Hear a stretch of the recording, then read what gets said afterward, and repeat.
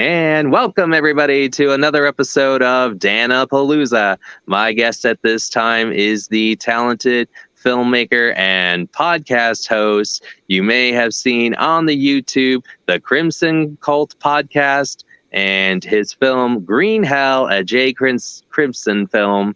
Go ahead and check it out. Virtual round of applause for Jay Crimson. How are you, man? That works too. Yeah. I'm doing good, Jay. Thank you for being on the show. We're glad to have you here. Yeah, we're glad to have you. So what inspired you to become a filmmaker, Jay? Oh, to be a filmmaker. Well, living in St. Clair County, I realized I needed as many outlets as possible. Yeah. It is a very uneventful town, but it's pretty. But you don't appreciate the prettiness of a small town until you get like in your 40s, maybe. So, but I wanted to make everyone feel the way I felt watching Evil Dead. That's pretty much it. Sam Raimi and John Carpenter. Halloween, of course, for Carpenter, but also Prince of Darkness. Those movies, oh man, they really inspired me to make horror films. Definitely Evil Dead, first Halloween, 78, classics. Do you have your boomstick? I had to do that from Army of Darkness. Yeah. Way different of a movie than the first Evil Dead. I do love all the original trilogy and the new Evil Deads too. But that first one, man, I don't know what it was about it. Something about it.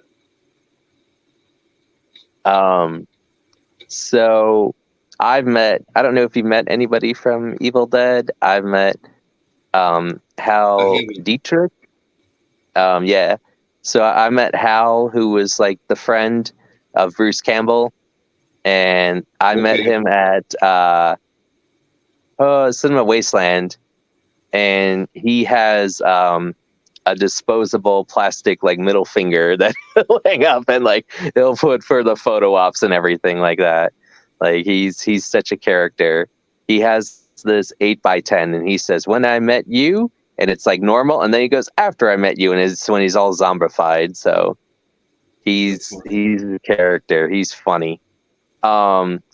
So as you saw like Evil Dead and like the gore and everything like that, is that something where are you more of like, as far as making your films, the storytelling, or are you a combination of the storytelling and the gore and the horror and all the other things that makes horror films wonderful? I'd say a combination for sure. Yeah, the Evil Dead aspect, it really made me want to see how visceral you can get on screen. What can you show on screen, and I love controversial things. It gets people talking. So gore was always, if it was done a certain way, it can be controversial, and I feel like it always started controversial. You know what I mean? At some point in the beginning of gore in films, there had to have been one that was like, oh my God. And ever since then, it started its own like revolution of gore in horror films. But I love, the gorier the better for me. But I do like a good movie like The Shining, where it's more psychological and stuff like that. And I like stuff like that too. Or like Hereditary, kind of the slow burn type thing. And I thought that was a really good movie too. And I go all over the place. Anything can influence me. Anything can give me inspiration, really. So I'm just a big old sponge. And I've been a sponge since '83. Soaking it all in. But not one that lives in Bikini Bottom. That lives one that's more dark, We need to make a SpongeBob horror movie next. Exactly. I think one of my friends does have a movie where there's like an evil sponge. I remember seeing sponges on the table with like eyeballs. Oh man. So, and then I've seen. I don't know if you've seen one of the movies I like. Did you ever see Frankenhooker? Yes, I have. Loved it. Oh yeah, and I've met Patty Mullen before. Cool. How funny is that with the lawnmower and then the explosion and the parts and everything? That's one of those movies I watch and I'm like, I wish I would have wrote this. I wish I would have filmed that, you know?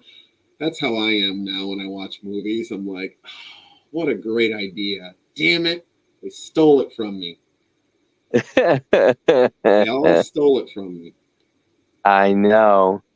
they, they stole my precious. That they did indeed. Oh my. So I think one of the movies that scared and terrified me as far as a horror fan was Fire in the Sky. And I know Oh, if you've ever yeah. seen that. Yeah. Oh my. Freaky with the abduction and then like the scene with the eye and everything, when And the they're liquid doing and that. stuff. That was weird. I did when I saw that I was 8 and like I did not sleep for like days, I was like worried about my eyeball and everything like that. Like I would try to sleep with my eyes open. Like, where's Travis? Exactly. Yeah. That was such a scary movie for me because it seemed like it was just like he couldn't escape from whatever he was trapped in, and then like just when they were doing the whole surgery, I was like, oh my goodness. Yeah. Did did anything ever scare you as far as horror? Like, were you ever scared, or did you just always love it, as an early age? Ooh, at an early age. Yeah. Seeing Michael Myers in the shadows, um, and how John Carpenter kind of had him popping up in the background like silently. Um, I loved that.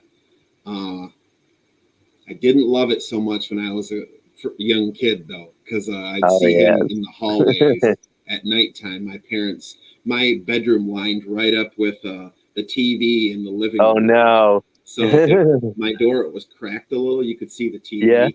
So at nighttime, just lots of shadows from my dad up late watching stuff, Oh and no. yeah, just You're there's gonna Michael freak. Myers haunting me, stalking me, um So that, but I would say Prince of Darkness. I know I mentioned, sorry, I mentioned that movie earlier.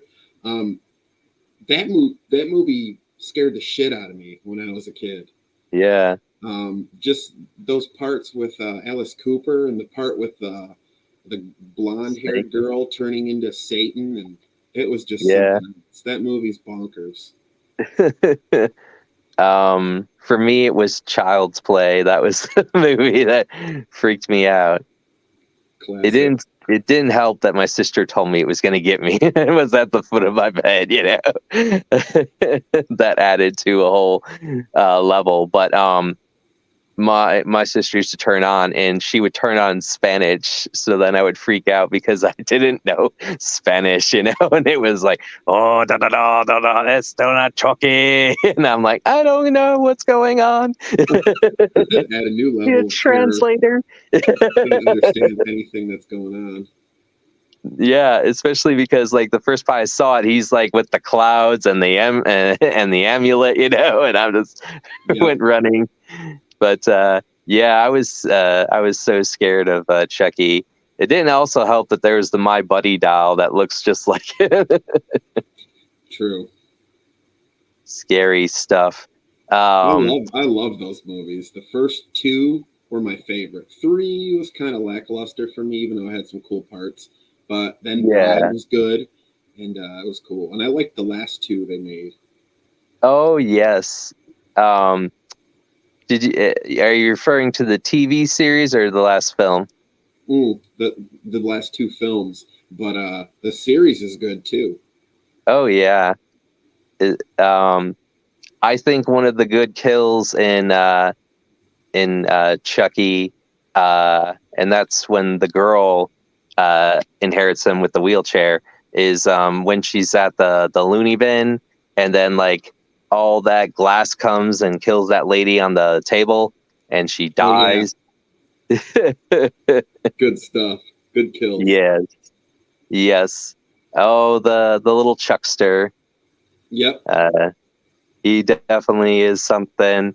And I always enjoy those funny movies of horror movies like Troll and Oh yeah, Critters. Critters is great. Ghoulies. to, my favorite line for Critters is do you see when they said they have weapons, and they said, and then they go, so what, and then like the one gets blown up by the shotgun and then they roll away. Yeah, that's a mighty movie there. I love it. Critters is awesome. My best friend Chris, his nephew Griffin, is he keeps asking me. He's 11 years old now, so he's asking me about all the classics, and I'm trying to pass down the knowledge. I Oh starting yeah, him off, starting him off with the PG-13 Critters classics and stuff like that, and we go from there. you should show him the Monster Squad. That's a good Oh one yeah, too. that was a good one. Wolfman's got nards. I almost had Fred Decker on my podcast. Oh, that would have been awesome. That would have been cool. He got busy I at last love it. minute, but I'm glad I was able to interview some of the people I have been able to interview. Exactly. That's such a great movie. Yeah. So tell me, for your podcast, because I have to really look at it. I haven't had time yet, but I will. Do you interview people just related to film, or how do you decide who to interview, and what is your podcast about?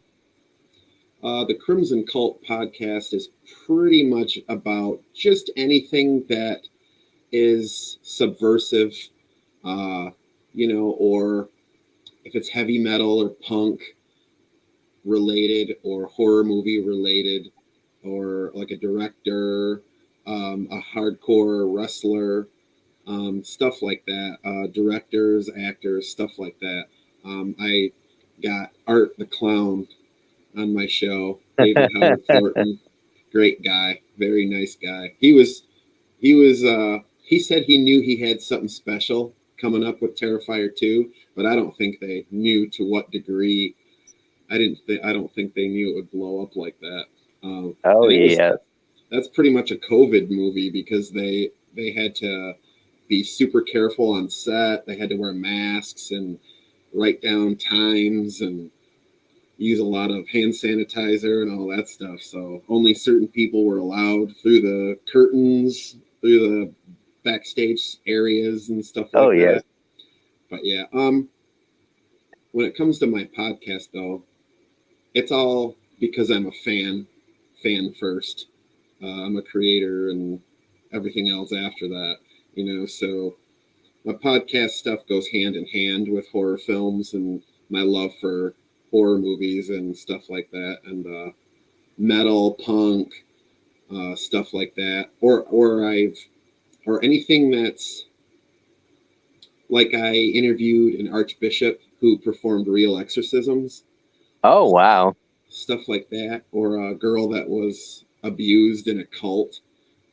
She talked about her Oh experience there, like a real one, wow. and yeah, just stuff like that. Every once in a while, I'll come across someone like that, and they want to be on the show, and I'm like, okay, or I'll search people out and ask them nicely if they'd like to be on the show and talk about their situation. But yeah, I but like I said, I'm a fan first, so I like hearing stories and I like bringing stories to other people. So that's why the podcast.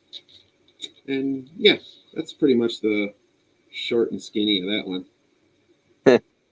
um, are you interested like in ghost or anything like that? Do you do anything with the paranormal, or is that not Actually, for yeah. you?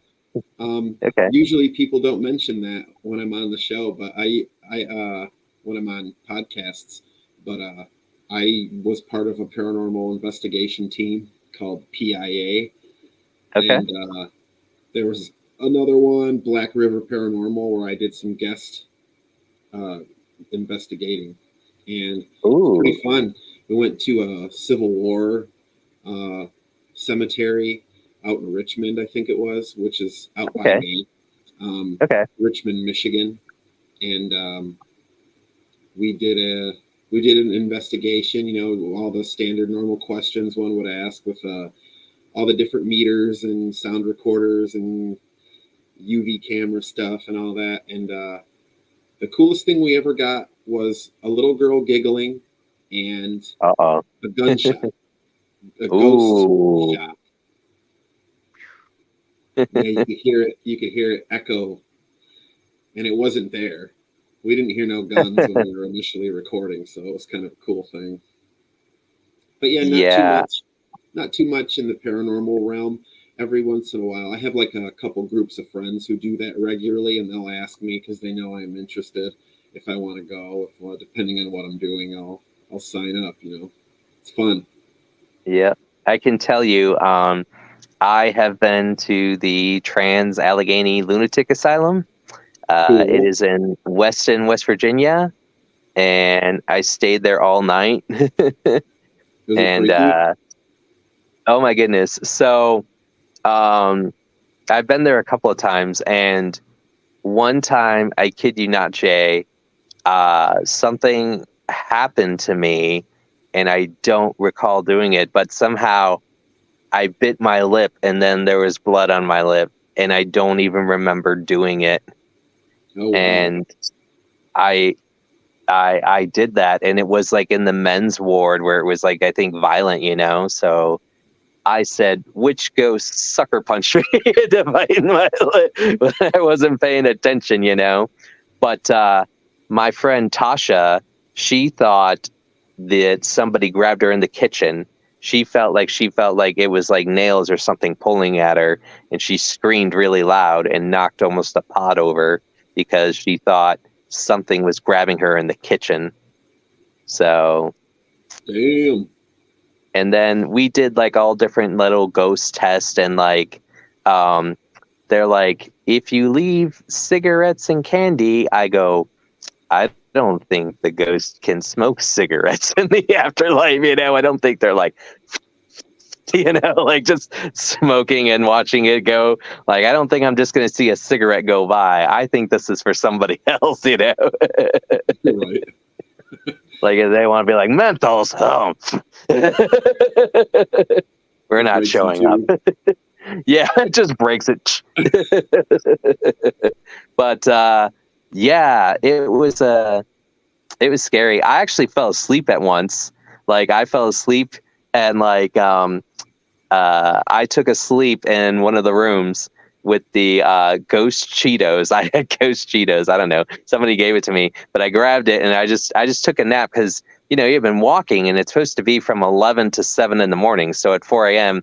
I passed out, and then people came running me and they're like, Dan, did we saw this or that? And I go, hold on, I need my ghost Cheetos. You know, like I gotta.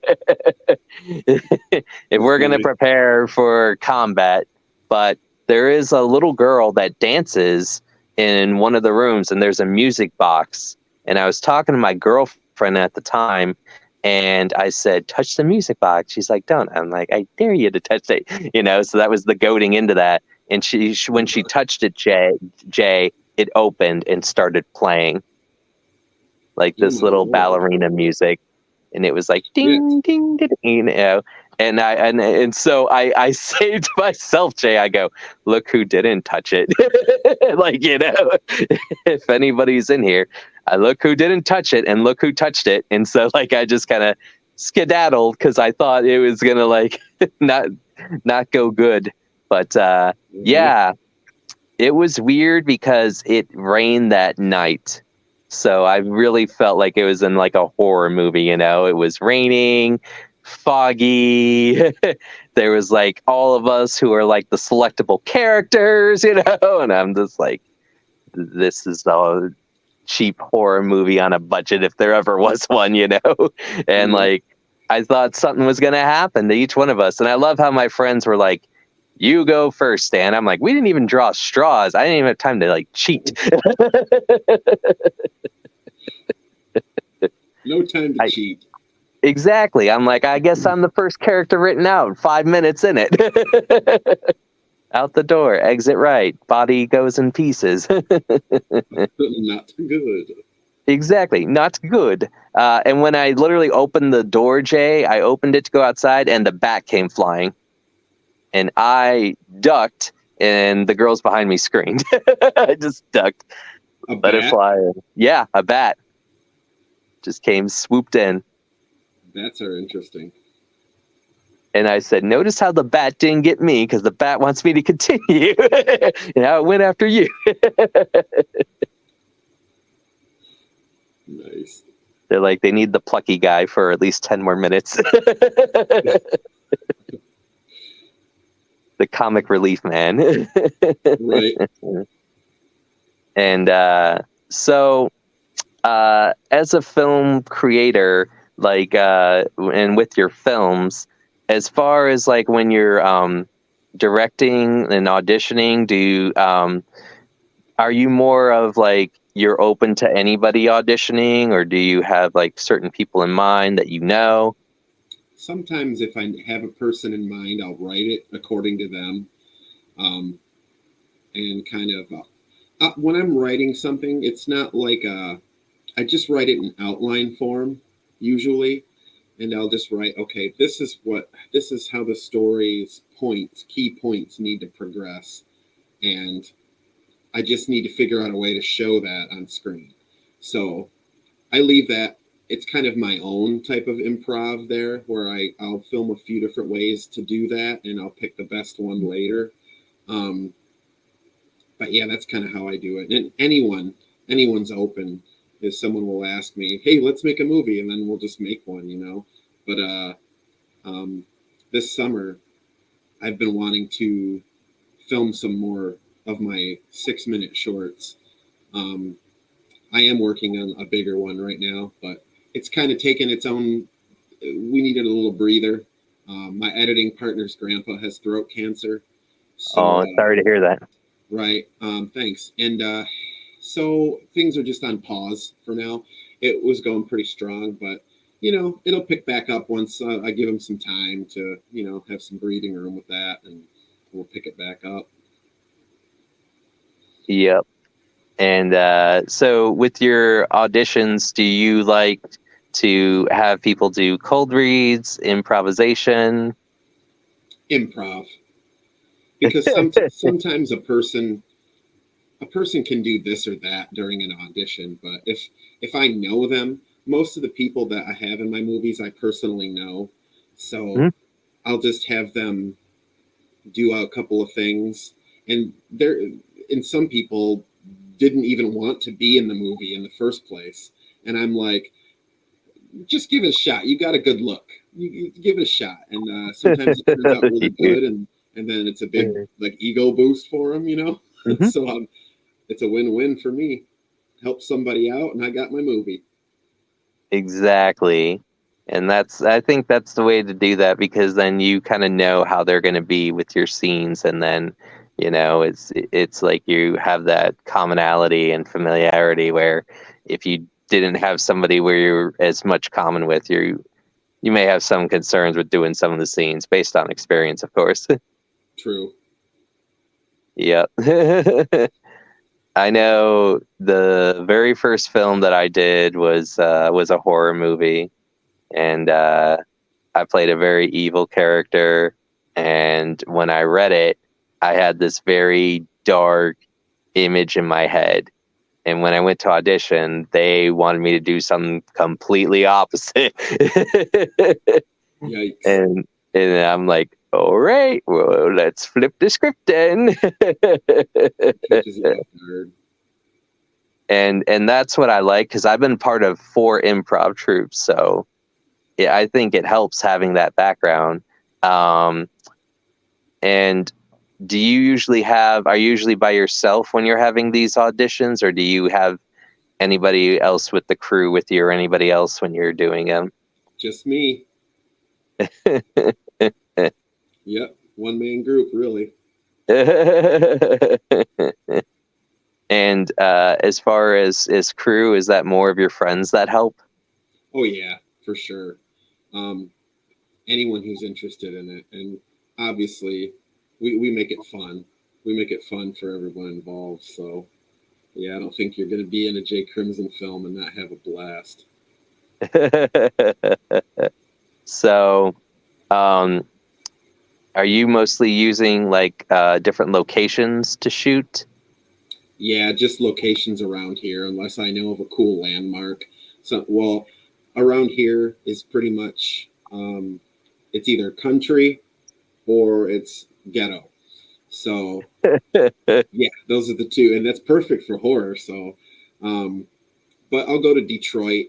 We'll go up to Detroit, which is about probably 45 minutes away from me. I'm kind of metro, but not really metro Detroit, just on the outskirts. But we'll go there to, the graffiti, the abandoned buildings, the smashed out windows, stuff like that, the pollution, the litter. I love stuff like that. So I always go there and film stuff. It's very cinematic. So there's some cool murals on the wall and stuff like that. I'll purposely throw in there where someone's walking from one scene to another just to color it up a bit. I like stuff like that. I like to use real people, real people. So that's why I like Yeah. using my friends or a person, an actor or actress that might not be familiar with acting, because then you get the best stuff. Oh yes, you get the genuine reactions of the characters. And that's Um, what I like. yes. Now, do you have it mapped in your head like we're going to shoot this and this, or do you just generally have like the building and go, okay, when we get there, let's take a look at this and do that? Like, do you have it storyboarded, or is it all just when you get there? It's a mixture, really. Like, I'll take notes on a day. I'll know who needs to be all involved, so all their names will be written down, and I'll write down like the key things that need to happen or take place for the story to progress. So it'll. I'm nothing without my notes. Seriously, I'm bad without them. So I'm I'm a mess of a person without notes. So um, yeah, I use my notes. I'm a good note taker. Notes help save horror lives. Yep, they do. Oh wow. So, um, is there a dream kind of like shoot or location that you would like to go to someday? Ooh, you know what? I don't think I've ever been asked that. Uh, a, a dream shoot. I would like to make a fan film crossover. So in a way, yeah, all of the original locations that I could possibly get for like the cabin in Evil Dead uh, meets Jason Voorhees meets, you know, I always thought they should do a. I know this isn't what you asked me, but don't you think they should do a Leprechaun Chucky crossover by now? Yes, I mean Battle of the Little Guys, you know. Yeah, me and my buddies always talking about that, and we're showing Yeah. Griffin, the 11-year-old, some of the Leprechaun movies, and he's Oh loving it. yes. He's Yes. laughing and laughing. But Um but I'd like to make a fan film crossover if I can't make Hollywood one. I doubt very much that I could get to that point, but it'd be cool. But I'll settle for a fan film. exactly. There is a nice location where I live in West Virginia. It's called Lake Shawnee, and Lake Shawnee is an old abandoned amusement park that's rusted away, and it's very eerie, and sometimes people still think that they hear the rides at Lake Shawnee. Oh man, is Yep, that there's like like a is that like one of those local nursery rhymes? A little. yeah. Oh, You well, almost that's had it going there. I know. I think it's just because I took it from the special I watched it from, Okay. But I just know that there was kids, and I think they fell off the what did they fall off of? It was either the Ferris wheel or the swings ride. And sometimes I think they're trying to get back on it or something like that. Oh So man, I don't know. that's I wild. I feel like I would just be like sitting like in something like very like secluded. Like, you go ride that. I'm going to sit over here in the dunk tank. Yeah, Leave me alone, spare child. that's freaky. That's my new dream shoot. Yeah, check it out, Lake Shawnee. Anything else you want to promote, Jay, for Dan-A-Plooza? Well, let's see. I got three. I got 6 projects on Trauma now. I got Green Hell, Okay. which is a 48-minute mind fuck about a mind-altering substance and some drug addicts. All right. I got 6-minute artsy silent gothic film, The Witch. Mm-hmm. And my 6-minute slasher tribute, Crickets in the Snow. Okay. And I got three music videos from my band No Class Assassins up on Trauma now. When it comes to new projects I'm working on, there's a trippy horror film project being edited, and it's pretty much in post-production, entitled Lilith. Mm-hmm. And we'll just say boundaries will be pushed of what can be shown on screen. I'm big on the controversial, and because that creates conversations, it gets people talking. It's very much an adult film without being a porno. Disturbing images, violence, nudity, sex, but it's not overdone. It tells a story and it maintains some, trippiness, and it has a positive story and a positive message, even though it might not seem like it as you're watching it. It's one of those. Well, my hardcore metal band, No Class Assassins, are on a break for personal reasons right now, and we'll probably be starting to work on a follow-up to The Cruel Fate of Destiny within the next year, which was our first album on Hellfire Records. And I've been focused on Lilith, doing some short films, and my new hardcore punk band, Chemical Valley Mutants. We're playing a few gigs over the next couple months, a festival, and we're opening up for Green Jelly at Harpo's in Detroit. You remember them? Okay. Green Jelly? Yes. And we'll be working on our first record, so that's pretty exciting. Yes, it is. It's awesome. And I'm very much involved in anti-child predators, rapists, heroin and meth dealers. Those things can go away forever, as far as I'm concerned. And that's kind of what the Crimson Cult is all about. I figured I'd attach a hashtag the Crimson Cult. And that's it. I just wanted to attach something a little bit more positive to the horror movies, the metal, the punk, the podcast, the ghost stuff, the hardcore wrestling. I just wanted to, anything I do, I want people to feel safe, that they're not watching stuff created by a predator of sorts. So hashtag the Crimson Cult. All right. That's going to wrap it up for here on Dan-A-Plooza. I'd like to thank my guest, Jay Crimson, and have a good evening. You too.